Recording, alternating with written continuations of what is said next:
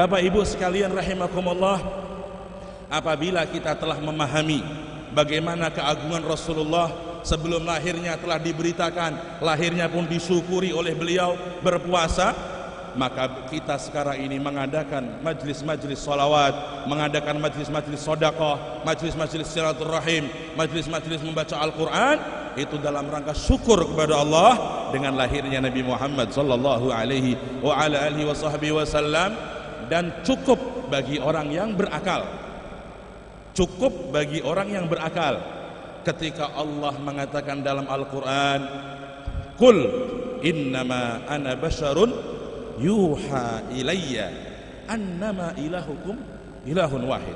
Katakan hai Muhammad kepada mereka manusia, bahwa sesungguhnya aku ini manusia.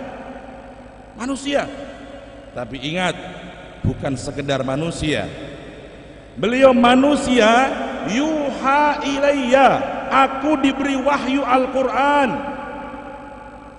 aku diberi amanat Quran yang satu huruf kalau kita baca 10 pahala kita dapat. Kalau kita punya hajat baca Quran langsung dikabul oleh Allah dengan wasilah Quran. Orang yang membawa Al-Quran di alam kubur, alam kuburnya akan terang benderang. Orang yang membawa Al-Quran ketika menghadap Allah, derajatnya akan tinggi luar biasa.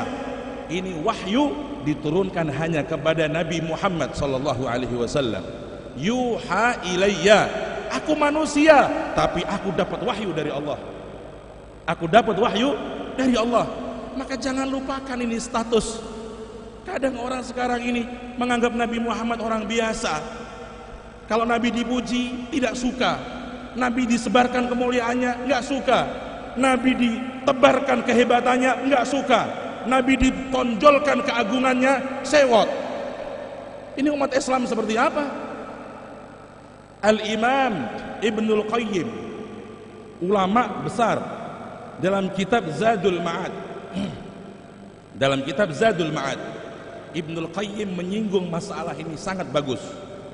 Beliau berkata di juz pertama Zadul Ma'ad, Imam Ibnul Qayyim berkata, barang siapa yang menyamakan batu Hajar Aswad dengan batu di rumahnya, dia orang yang tidak waras.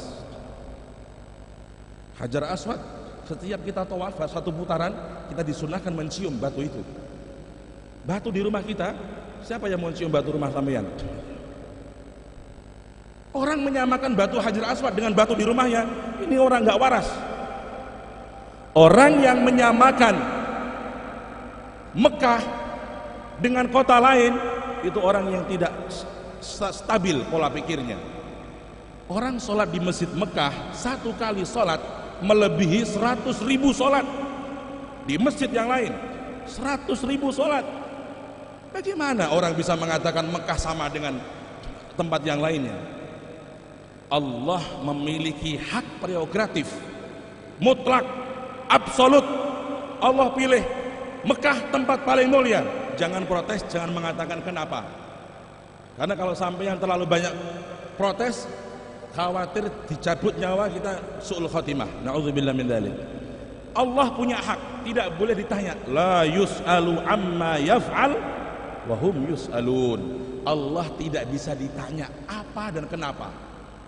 Hak mutlak, absolut, menciptakan kita, menguasai nyawa kita, mau matiin kita sekarang pun bisa. Nggak boleh tanya. Allah memuliakan Mekah, kita iman. Allah muliakan Hajar Aswad, jangan tanya, kita iman. Kalau ada orang ingkar, Hajar Aswad kok dimuliakan, kenapa itu? Dia seakan-akan protes kepada Allah. Ini orang yang imannya diragukan. Allah pilih. Wa rabbuka yakhluqu ma yasha'u wa yakhtar. Allah menciptakan seperti yang Dia mau dan memilih seperti yang Dia mau. Apabila orang menyamakan Hajar Aswad dengan batu di rumahnya, gila. Orang yang menyamakan Mekah dengan kampungnya, kurang stabil pikirannya. Sama halnya Ibnul Qayyim, sama halnya orang yang mengatakan Nabi Muhammad itu manusia seperti kita biasa. Orang gak waras otaknya. Orang yang otaknya gak jejak, gak tahu kemuliaan Nabi Muhammad sallallahu alaihi wasallam. Ayyuhal ikhwan, Karena itu di majelis ini kita pulang membawa satu keyakinan, kita iman kepada Rasulullah, iman kepada risalahnya, iman kepada kemuliaannya, iman kepada keagungannya, kerasulannya, kenabiannya, kehormatannya. Karena ini salah satu hal yang pokok penting dalam agama kita. Jangan sampai, mohon maaf, kita akibat menganggap Nabi Muhammad orang biasa. Kadang-kadang kita mendengar hadis sahih, hadis yang betul-betul dari Nabi, dan kita anggap itu biasa. Kadang-kadang dengan alasan modern dalam berpikir, atau liberal, atau berpikir maju, sabda Nabi dinomor duakan. Dia pilih omongan orang barat, dia lebih pilih penemuan barat, dan dia tinggalkan Nabi